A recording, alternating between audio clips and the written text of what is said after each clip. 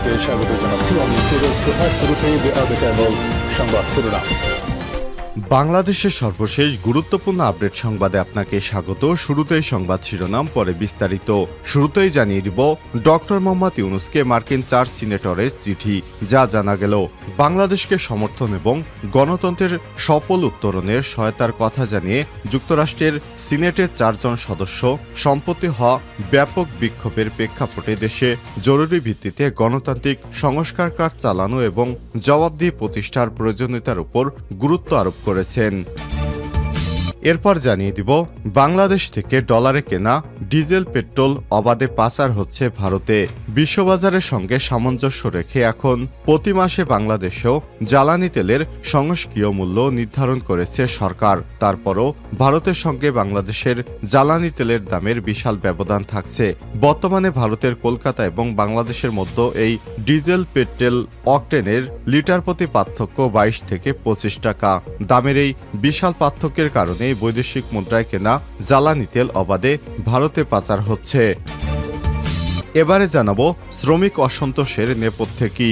বেতন বৈষম্য, বকেয়া বেতনের দাবি, জুট ব্যবসা সহ বেশ কয়েকটি কারণে দেশের রপ্তানির সবচেয়ে বড় তৈরি পোশাক খাতে 2 সপ্তাহের বেশি সময় ধরে শ্রমিক অসন্তোষ চলছে। এর আগে গত মাসে তৈরি পোশাকের পাশাপাশি ওষুধ খাতের শ্রমিকরাও বিভিন্ন দাবি আদায়ে বিক্ষোভ করেছেন। আসলে কি কারণে শ্রমিক অসন্তোষ, এর পেছনে কারিগর কারা, এ বিষয়ে গুরুত্বপূর্ণ সংবাদ জানাবো বন্ধুরা, সঙ্গেই থাকুন। এবারে জানাবো নেপাল থেকে বিদ্যুৎ আনতে শীঘ্রই ত্রিপক্ষীয় চুক্তি হবে বললেন জ্বালানি উপদেষ্টা। বিদ্যুৎ, জ্বালানি এবং খনিজ সম্পদ উপদেষ্টা মোহাম্মদ ফাউজুল কবির খান বলেছেন, বাংলাদেশ শীঘ্রই নেপাল থেকে ভারতীয় সঞ্চালন লাইনের মাধ্যমে জলবিদ্যুৎ আমদানির জন্য নেপাল এবং ভারতের সঙ্গে ত্রিপক্ষীয় চুক্তি স্বাক্ষর করতে যাচ্ছে। বিদ্যুৎ আমদানি এবং রপ্তানি চুক্তিতে স্বাক্ষর করতে অন্তর্বর্তীকালীন সরকারের একটি প্রতিনিধি দল শীঘ্রই নেপাল সফর করবে। এদিকে বিচারপতিরা কেন বিব্রত বোধ করেন, প্রশ্ন ডক্টর আসিফ নজরুলের। সুপ্রিম কোর্টের হাইকোর্ট বিভাগের বিচারকদের উদ্দেশ্যে আইন উপদেষ্টা অধ্যাপক ডক্টর আসিফ নজরুল বলেছেন, বিচারপতিদের কাছে মানুষ বিচার চাইতে আসে, তারা বিব্রত বোধ করেন। কেন বিব্রত বোধ করেন আপনি? বিব্রত বোধ করবেন যখন আপনার ভাই বোন বিচার চাইতে আসে। বিচার প্রার্থী মানুষ কোথাও বিচার না পেয়ে আপনার কাছে এসেছে, আপনি কিভাবে বিব্রত বোধ করেন, এটা আপনার মনে রাখতে হবে। এবং সর্বশেষ জানিয়ে দিব অন্তর্বর্তীকালীন সরকারের মেয়াদ নিয়ে যা বললেন পার্থ। বাংলাদেশ জাতীয় পার্টি বিজেপির চেয়ারম্যান ব্যারিস্টার আন্দালিব রহমান পার্থ বলেছেন, বর্তমান অন্তর্বর্তীকালীন সরকার যতদিন খুশি ততদিন ক্ষমতায় থাকুক, এটা কোনো কথা হতে পারে না। রাজধানী ইস্কাটনে centre for governance studies CGS আয়োজিত দুঃসময় কণ্ঠস্বর, স্বপ্ন এবং বাস্তবতা শীর্ষক সংলাপের বক্তৃতায় তিনি সব কথা বলেন। আন্দালিব রহমান পার্থ বলেন, বর্তমান সরকারকে আমাদের সুযোগ দেয়া দরকার, কিন্তু তার অর্থ এই নয় যে আমি বলবো তারা যতদিন খুশি ততদিন ক্ষমতায় থাকুক। যতদিন খুশি ক্ষমতায় থাকুক, এটা কোনো সঠিক কথা হতে পারে না। নির্দিষ্ট সময় পরে সংস্কার করে সরকার নির্বাচন দিবে এই আশাই ব্যক্ত করেছেন তিনি। প্রিয় দর্শক, এতক্ষণ শুনছিলেন সংবাদ শিরোনাম, এবারে বিস্তারিত। তবে তার আগে বন্ধুরা অনুরোধ থাকবে এই সংবাদটিতে একটি লাইক দিন। এই চ্যানেলে আপনি নতুন হয়ে থাকলে আমাদের সংবাদটি দেখতে দেখতে চ্যানেলটি সাবস্ক্রাইব করে রাখুন। কমেন্ট করে আপনার মূল্যবান মতামত জানিয়ে দিন বন্ধুরা, আপনি বিশ্বের কোন দেশ থেকে বা বাংলাদেশের কোন স্থান থেকে আমাদের সংবাদটি দেখছেন এবং শুনছেন। কমেন্ট করে জানিয়ে দিন এই সংবাদ সম্পর্কে আপনার মূল্যবান মতামত। এবারে বিস্তারিত। ডক্টর ইউনূসকে মার্কিন 4 সিনেটরের চিঠি। যা জানা গেল, বাংলাদেশকে সমর্থন এবং গণতন্ত্রের সফল উত্তরণে সহায়তার কথা জানিয়েছে যুক্তরাষ্ট্রে সিনেটের 4 সদস্য সম্প্রতি হওয়া ব্যাপক বিক্ষোভের প্রেক্ষাপটে দেশে জরুরি ভিত্তিতে গণতান্ত্রিক সংস্কার কাজ চালানো এবং জবাবদিহি প্রতিষ্ঠায় প্রয়োজনীয়তার উপর গুরুত্ব আরোপ করেছেন তারা। অন্তর্বর্তীকালীন সরকারের প্রধান উপদেষ্টা এবং শান্তিতে নোবেল বিজয়ী অধ্যাপক ডক্টর মোহাম্মদ ইউনূসকে লেখা একটি চিঠিতে এই কথা জানিয়েছে মার্কিন ওই 4 আইন প্রণেতা। তারা বাংলাদেশের বাস্তবিক অর্থেই রাজনৈতিক এবং প্রাতিষ্ঠানিক পরিবর্তন আনার আহ্বান জানিয়েছেন।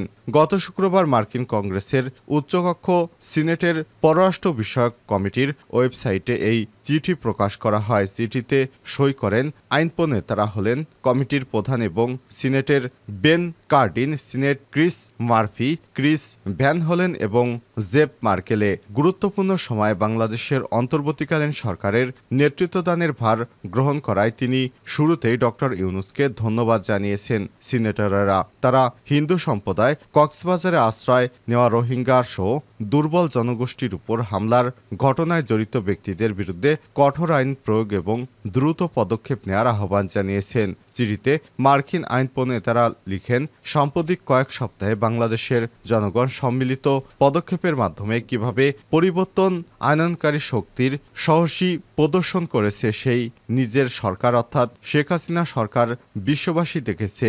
এই রূপান্তর বাংলাদেশের প্রতিষ্ঠানগুলোর সংস্কার, মানবাধিকার রক্ষা, শাসন ব্যবস্থা অন্তর্ভুক্তিমূলক অংশগ্রহণ নিশ্চিত করা, নাগরিক সমাজ এবং স্বাধীন গণমাধ্যমের প্রতি সমর্থন দান এবং দেশের জনগণের বিরুদ্ধে সহিংসতার জন্য দায়ী ব্যক্তিদের জবাবদিহিতার আওতায় আনার ঐতিহাসিক এক সুযোগ এনে দিয়েছে। বাংলাদেশের জনগণ এমন একটি সরকার প্রতিষ্ঠার অধিকার রাখে যা দেশের মতামতকে সম্মান জানাবে, অধিকার সুরক্ষা দেবে এবং মর্যাদা সমুন্নত রাখবে।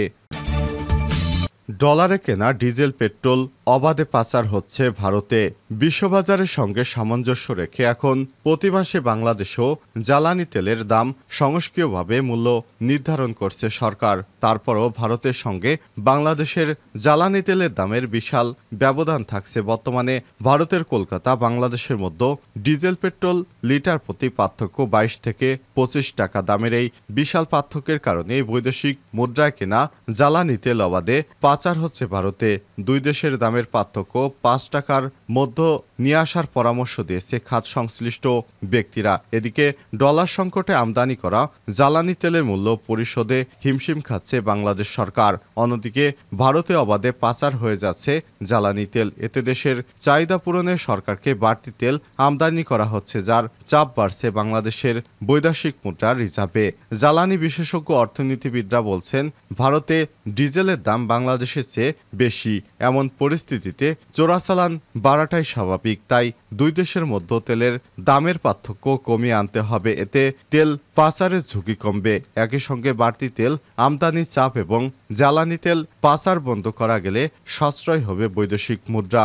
বাংলাদেশ পেট্রোলিয়াম কর্পোরেশন বিপিসি সূত্র থেকে জানা গেছে, প্রতি বছর জ্বালানি তেল আমদানি ব্যয় মেটাতে সরকারকে প্রায় 5 বিলিয়ন বৈদেশিক মুদ্রা খরচ করতে হয়। পেট্রোলিয়াম পণ্য আমদানিতে যে পরিমাণ বৈদেশিক মুদ্রা প্রয়োজন তার 73 থেকে 75% ডিজেল আমদানিতে ব্যয় হচ্ছে। চলমান বৈদেশিক মুদ্রা সংকটের মধ্য দিয়ে অবাধে জ্বালানি তেল পাচারের বিষয়টি ভাবিয়ে তুলেছে সরকারকেও। জানা গেছে, বাংলাদেশের তুলনায় ভারতের বিভিন্ন রাজ্যে ডিজেলের দাম বেশি হয় পাচারের সক্রিয় একটি চক্র এই কাজটি করে যাচ্ছে। শ্রমিক অসন্তোষের নেপথ্যেই বেতন বৈষম্য, বকেয়া বেতনের দাবি, জুট ব্যবসা সহ বেশ কয়েকটি কারণে দেশের রপ্তানি আয় সবচেয়ে বড় তৈরি পোশাক খাতে 2 সপ্তাহের বেশি সময় ধরে শ্রমিক অসন্তোষ চলছে। এর আগে গত মাসে তৈরি পোশাকের পাশাপাশি ওষুধ খাতের শ্রমিকরাও বিভিন্ন দাবি আদায়ে বিক্ষোভ করেন। দাবি আদায়ে বিক্ষোভ করেছেন তৈরি পোশাক শিল্পের শ্রমিকেরাও। শ্রমিক অসন্তোষের জেরে আশুলিয়া শিল্পাঞ্চলে গত সপ্তাহে 200টিরও বেশি পোশাক কারখানা বন্ধ করে দেওয়া হয়। এরই মধ্যে অস্থিরতা, সংঘর্ষ, আশুলিয়ায় এক নারী শ্রমিক নিহত হয়। বিশেষজ্ঞরা বলছেন, তৈরি পোশাক খাতে অস্থিরতার পেছনে বেশ কয়েকটি কারণ রয়েছে। এর মধ্যে প্রধান একটি কারণ রয়েছে প্রতিবেশী দেশ ভারতের চক্রান্ত। এর মধ্যে ত্রুটিপূর্ণ বেতন কাঠামো, পোশাক মালিকদের সংগঠন বিজিএমই এর সমন্বয়কের অভাব, নতুন বেতন কাঠামো নিয়ে শ্রমিকদের সুস্পষ্ট ধারণার অভাব এবং অতিরিক্ত শ্রমের কারণে শ্রমিকদের মানসিক চাপও জড়িত। শ্রমিক সংগঠনগুলোর সঙ্গে কথা বলে জানা গেছে, পোশাক শ্রমিকদের বিক্ষোভের প্রথম দিকে তাদের দাবি পাত্তা দেয়নি উস্কানিদাতা, বহিরাগত হামলাকারী এবং জুট ব্যবসায়ীদের। বিক্ষোভের পেছনে ইন্ধনকারী বলে দাবি করছে মালিকপক্ষ। কিন্তু পরিস্থিতি উন্নতি না হলে শ্রমিকদের দাবি আংশিকভাবে মেনে নেওয়া হয়, তবে ততদিন শ্রমিক অসন্তোষ নিয়ন্ত্রণের বাইরে চলে যায়। মালিকপক্ষ কারখানা বন্ধ করে দেওয়ায় অনেক শ্রমিক ছাঁটাই, আতঙ্ক এবং কাজ হারানোর আশঙ্কায় আছেন। এর আগে বেতন বৃদ্ধি ও চাকরি নিয়মিতকরণ, সাপ্তাহিক ছুটি, 21 দফা আদায়ের বিক্ষোভ করে ওষুধ কারখানার শ্রমিকরা।